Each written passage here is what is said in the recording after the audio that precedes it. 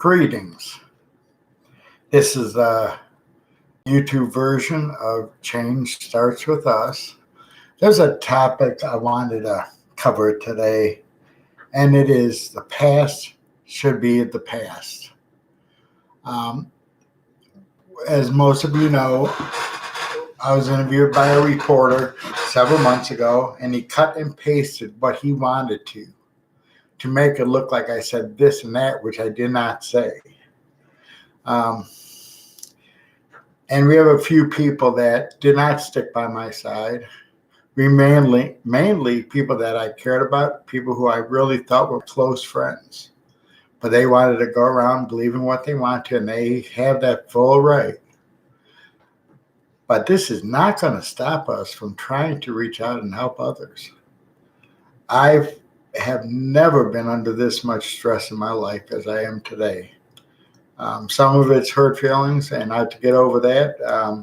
I remember as a child, due to being in special classes because I couldn't sit still, I'd throw those little blocks at other kids, and I was just so hyper. But I got picked on a lot, for that and for having some medical problems. And I feel like I'm in school again with the bullying that has taken place. And the bullying needs to stop. That's a crime in itself. How the media is coming after people, that's bullying. How the public is harassing people, that's bullying. And there's got to be something that can change so that we don't push people back in the corner, so we don't have people harassed, and that people actually can work on themselves. But when you're so busy, I don't care if you're an inmate or a person, but when you're so busy finding fault in someone else, and then you are supposed to be working on anger issues like you had before, but then I'm everything under the sun. Yeah, that may hurt my feelings, but it really hurts you more than anything because you want to be successful out here. But you want rather be more condemnful towards others. I was not raised that way. As I shared the other day, I remember as a child, I used to write Chuck Colson's ministry a lot. I would get addresses of inmates I could write. Of course, I said I was 18. I was like 13 years old at the time. But I wrote these guys, and they told me every crime they've done in their lives. I never repeated anything. Not that I know I shouldn't have. I just never did. But one thing that these guys all had in common, they wanted to be successful. They wanted to be closer to God. They wanted to, unite with their families again. But that's only going to happen with hard work. I was blessed that my father lived long enough for me to come home. And some. My mother is still living and doing extremely well at the age of 90. She walks better than I do. I lost a brother 2 years ago. I have two sisters who sometimes thinks they're my mother, which is fine. But they're there for me, and they always have been. And it's great to know that there are people that care and people that are not going to judge you for their past. If you think it's okay to sit down and judge other people, I think you need to look in the mirror. What are you hiding? So I believe other people put them up to things, and it more or less hurt because one of the guys I looked up for as a mentor towards me at times. I'd write him just to get his opinion on things. And now I really know where he stands.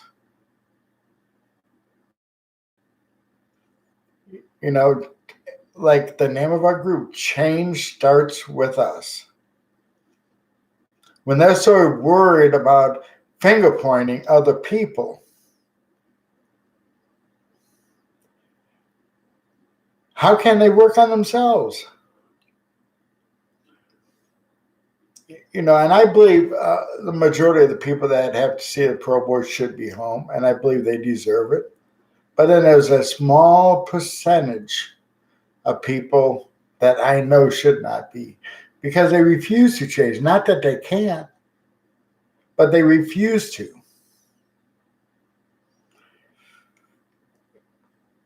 And it's really sad because they have a family, or most of them do. The longer you're locked up, though, the sooner your family does die off eventually. We have people that's been locked up. I think the longest is like 66 in Ohio, or since 70 in Ohio. I think now it was in the 60s, but he died a few years ago.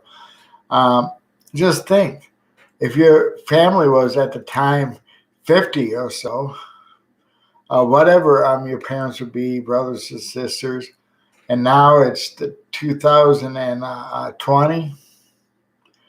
That's a long time ago. There's a good chance that they're gone. And sometimes we need to pick up the pieces and help them. That doesn't mean you have to support them, but if you could point them in the right direction, that they can receive the help that they need. Point them in the right direction for employment, medical, clothing. In Columbus, we have a store called the Free Store. It's part of my church, United Methodist Church for All People, 946 Parsons Avenue, Columbus, Ohio, 43206. They have a free store.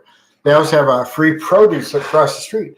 The produce is open up every day except Sunday and Monday.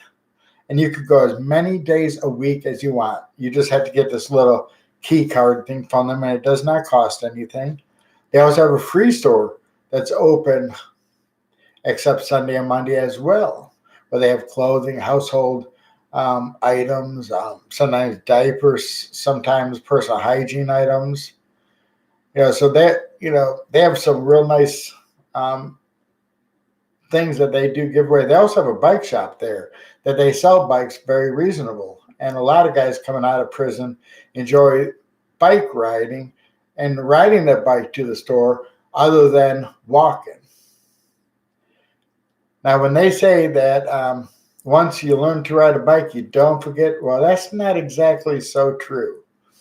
I had open heart surgery a few years back and a few heart attacks, but 2 years ago, I started a group called Reeling Along. It was for those coming out of prison, to bike ride. Myself and Mickey put that together through the Southside Leadership Academy that we were a part of. And I got on the bike thinking, oh boy, no problem. All you do is move your feet with the pedals. I got on the bike. I fell right on the ground. I could not figure out how to get the bike moving without falling off. Granted, my health has really gone downhill and I had a lot of issues, but I was really surprised that I could no longer ride a bike. My roommate, Paul, he's got severe COPD, but he can at least hop on a bike and go a little short distance. If you put his body and mine together, you would have one dead person. With my heart, his lungs, with my ataxia episodia, my kidneys, and my diabetes.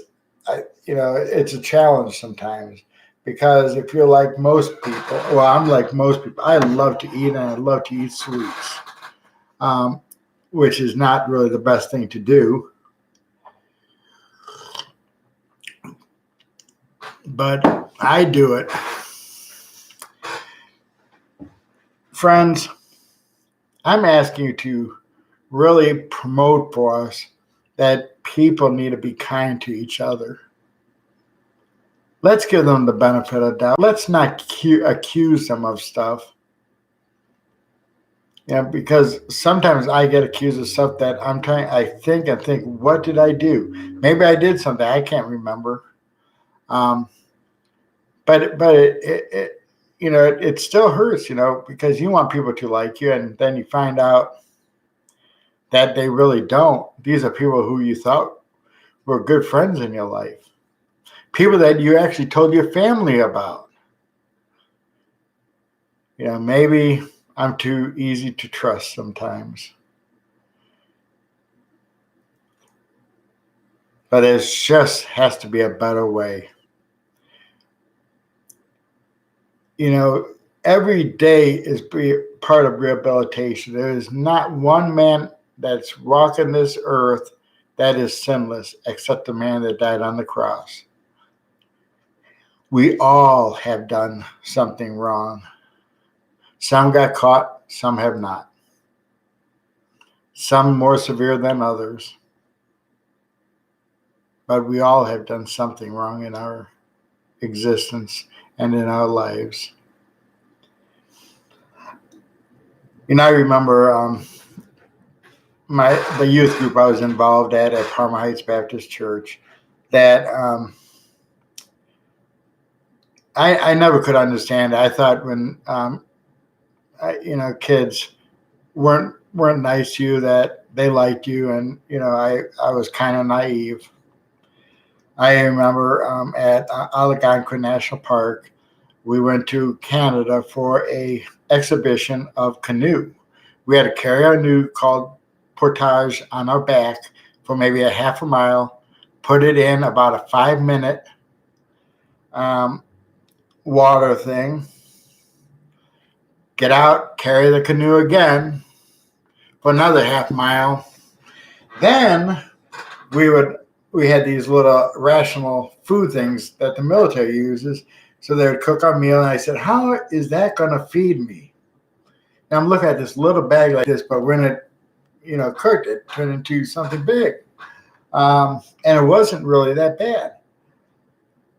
But I remember sleeping at night. My youth pastor and his wife had me in their tent because I was known to get into trouble at times. But as soon as I would walk out to go to the bathroom, which they did not have outhouse at the time, a couple of the kids started throwing rocks at me, and one hit me in the head and cracked open my head. And of course, he denied it. And I was a person I did not tell anybody. I told my youth pastor I slipped and fell on a rock. But I felt really bad because I wanted to be liked by all the kids, just like anybody else did. And the same thing is happening today as it did when I was a child.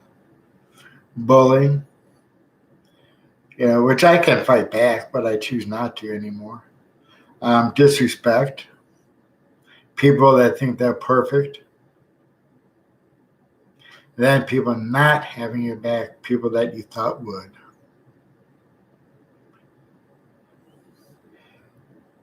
While I have you all here, we do have some events coming up. The first one is January 25th from 10:30 to 10 p.m. And we have the vouchers here. We could email them to you. But we're hosting a fundraiser at City Barbecue, but you have to take one of our flyers in with our name on it. We get 25% from each meal. Then on February 15th, we are hosting a networking meeting of all organizations pulling together, networking, and finding common ground to work together. That's going to be really interesting because that's one thing we need to do. When talking to Beverly today, we were talking about the bill. She said, the only reason I drafted it up was because I asked it to do so. Well, I wanted a bill so that our people had a fair chance for release. And she always keeps me posted on what people are asking her to do. And I say, whatever it takes to get that bill passed, please do it.